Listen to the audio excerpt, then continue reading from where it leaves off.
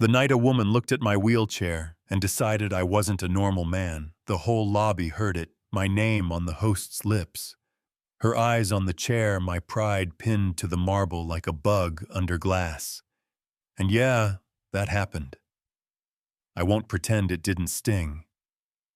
She said she had standards, something about wanting a man who could walk beside her at galas, not roll, and people stared at the menus and the floor like maybe the tiles would swallow them. But nobody stepped in until a voice behind me said, "Calm and steady, you don't deserve that." And when I turned there, she was in a teal cleaning polo with a mop bucket and kind eyes, Maya already crouching to meet me eye to eye, like dignity was a thing you hand back to someone who dropped it. "She's confused," Maya said. "Not mean, just honest. She thinks walking and worth are the same thing that's on her." Then she nodded toward the door and said there was a diner 3 blocks down where the fries taste like childhood, and nobody stares. She was off in 10, and if I could handle a burger the size of my hand, she was buying. Pride is loud when you're humiliated. You know what I mean? But something in her tone felt like oxygen, so I said, "Deal."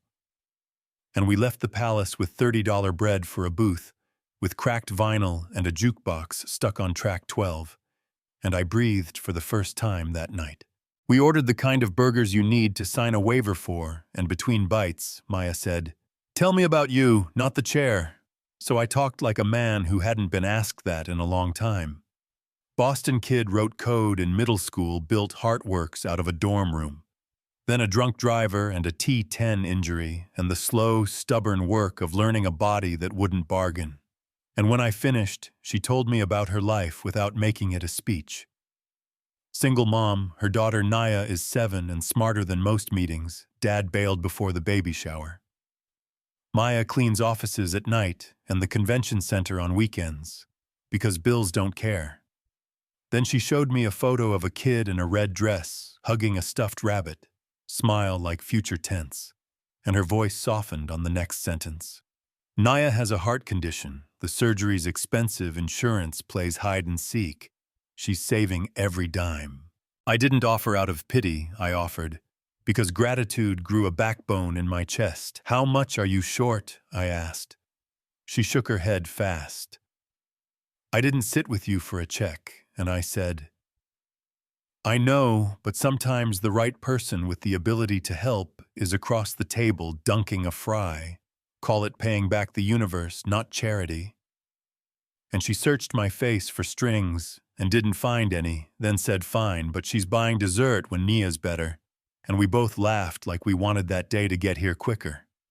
Next morning, I called St. Augustine Children's Heart Center, asked for Dr. Michelle Park, the one other surgeon's quote. We got a consultation the next week, and when I told Maya, the line went quiet. Then I heard a tiny, shocked laugh and a whispered, "Are you real?" And I said, "Only on Tuesdays," and we both grinned into our phones like strangers who suddenly felt less like strangers. Their apartment was a 3rd-floor walk-up, with a moody elevator and walls the color of sunshine, the fridge covered in dinosaur art.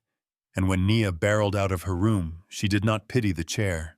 She pointed and said, "That is so cool. Does it go fast?" And I showed her the joystick, and we coded a turtle drawing squares on my tablet, while Maya made grilled cheese and watched us like she was saving the moment in a drawer. And before I left, I arranged a basic computer for Naya parental controls, a printer for school, not fancy, just solid because recovery is long, and curiosity is louder when you feed it. The consult felt like standing on a ledge and finally seeing a bridge. Dr. Park knelt to Nia's level and called her engine. Almost Perfect gave her ice cream rights post-op, scheduled the surgery for Thursday. And on the drive home, Nia asked if I'd be there when she woke up. I said, "Promise." She asked if I had ever been a scout. I said no, but I can still honor. And she nodded, like that passed her test. Surgery day tasted like metal, the hospital smelled like lemon and courage. Nia squeezed Mr. Bean the rabbit, while the anesthesiologist answered questions adults forget to ask. We walked her bed to the double doors until the sign said, "Stop," and the nurse said, "This is where you let go." Maya kissed her forehead. I told Naya I'd take care of her mom while she napped. Promise again, and when the doors closed, time turned into molasses, 4 hours, then 5. My phone lit up with my partner Ethan, panicking about a client, and 8 figures and optics. And I said, "Not today, man, the deal can wait. A heart can't hung up." And the grandmother across from us mouthed, "Thank you," like I'd given her a chair, doctor. Park came back with a smile that put the floor under our feet again. Perfect repair, she did beautifully. And when we stepped into recovery, Nia's voice was small but bossy. "Did they fix my engine?" "Yep," purrs like a kitten. "Can I have ice cream now?" And she fell asleep mid-grin. And the laugh that broke out of both of us sounded like relief finally letting go of the steering wheel. Recovery found a rhythm, puzzles and math games, and a tablet loaded with stories.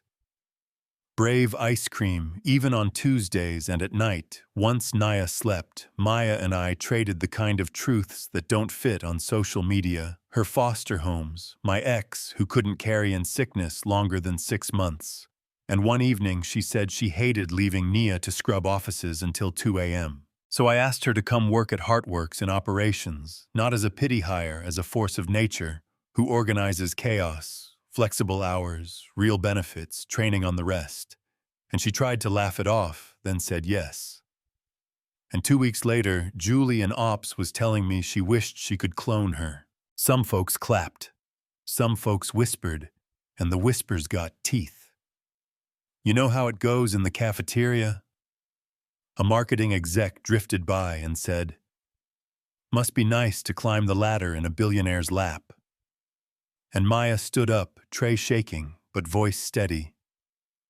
"If you have questions about my work, ask my manager. If you have questions about my life, mind your own," and Julie backed her. And I wrote a company-wide note that said, "Respect is not optional. Gossip is not strategy." And then one evening, I heard Derek from finance say, "Classic gold digger play. Sick kid, rich cripple, easy money." And I didn't see red, I saw clear rolled through the doorway and said, "Finish that sentence." He melted into apologies. I told him to pack his desk and let HR finish the paperwork. And I found Maya in the hall. And she didn't ask if I did something drastic. She asked if I was okay. And that's when I knew this wasn't a rescue. It was a partnership with a spine. My mom, Evelyn Silver, Bob Pearls, like punctuation, used to be a math professor. Before she built foundations out of numbers, invited us over with opinions that traveled faster than she did. And I watched her weigh Maya the way bankers weigh risk then.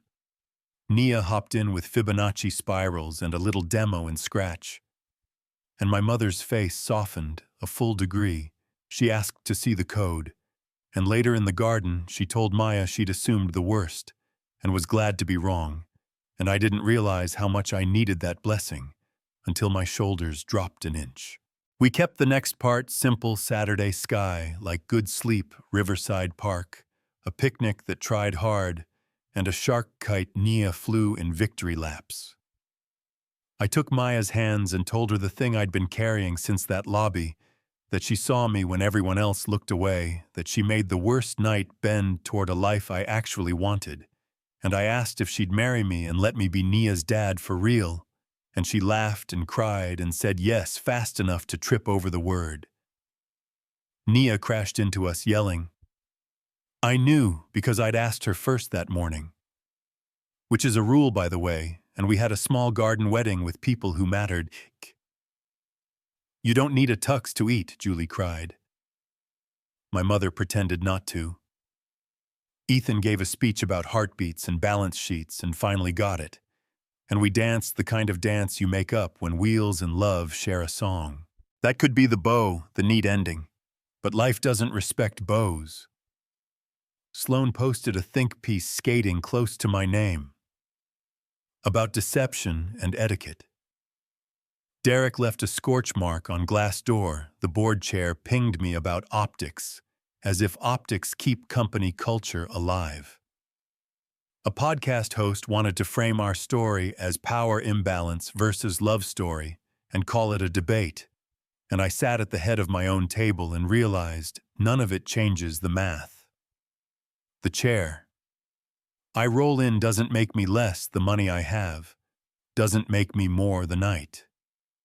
A janitor bought me a burger, saved a part of me.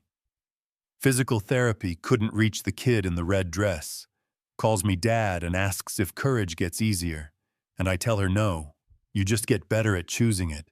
And every morning I choose Maya, I choose Nia, I choose to run a company, like people matter because they do, and the rest, well, that's where you come in. If you heard that cafeteria comment, would you have fired the guy or written a policy and moved on if a man in a chair falls in love with the woman he later hires after he helped her kid survive a surgery? Is that power or partnership or both depending on the day? And if you were on my board, would you say love complicates leadership or proves it? Tell me your take, the real one, drop your story. If you've ever watched someone get reduced to a label in public, did you look away or pull up a chair? And if this hit a nerve, subscribe and stick around, because the next chapter isn't cleaned up for company. It's the meeting where we test whether a family can survive a headline and whether a company can be led by a human without apology.